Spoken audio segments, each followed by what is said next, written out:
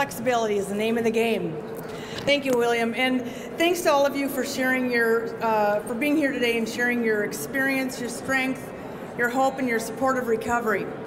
My name is Nancy Nelson McIntosh, and I'm an alcoholic. Thanks. Thank you. I've introduced myself like that for nearly 32 years, and like Dan, if I make it about 27 more days, I will have 32 years of sobriety.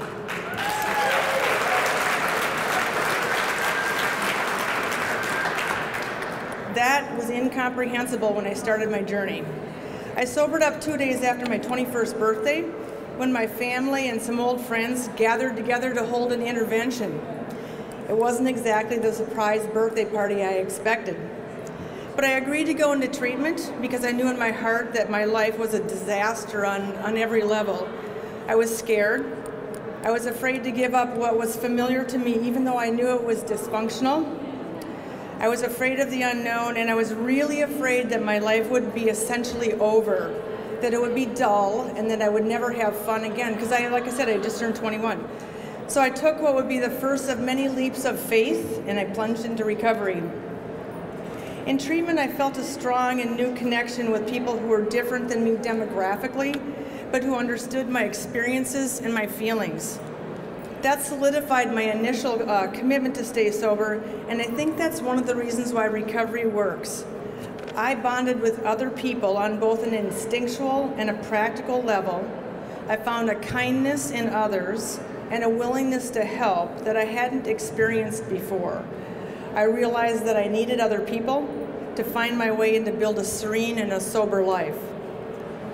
Since then, I've continued to connect with people on that level in recovery rooms throughout the whole world. There's this universal connectedness over shared experiences and the promise of a useful and joyful life in recovery that really makes this work. The single best decision, however, that I made in early recovery was to live at Wayside Halfway House after primary treatment.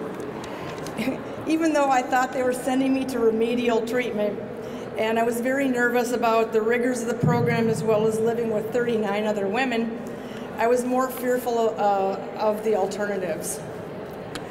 Those 6 months in what we affectionately called the Wayward House helped me cement my commitment to do whatever was required to stay sober and to grow in my program of recovery. It was hard work.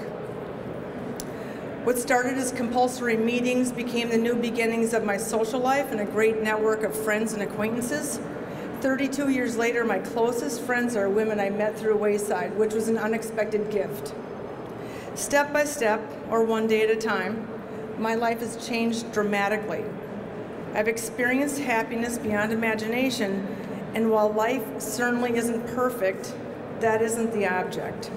The object of recovery is having the opportunity to live as fully as possible. It's to be able to share knowledge, joy, and life with my children and family, to pass it along to others in recovery, and really share it with the world at large.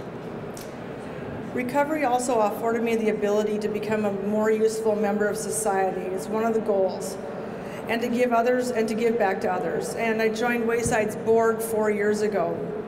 Being able to help this organization transform the lives of women and their families makes me feel part of an ongoing miracle. It's really very cool.